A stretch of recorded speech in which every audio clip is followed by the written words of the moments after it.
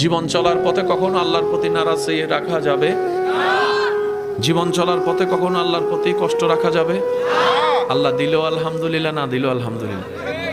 কারণ আসার সময় তো কিছু নিজের করে আনেনি, সবই তো রবের দান।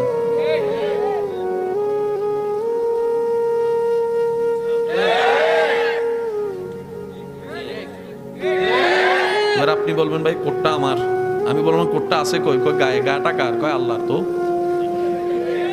কয় গড়িটা আমার, আমি কিনছি। তো গড়িটা আছে কোথায়? হাতে। হাতটা যদি রবে নিয়ে ফেলে তো গড়ি দিবেন কো?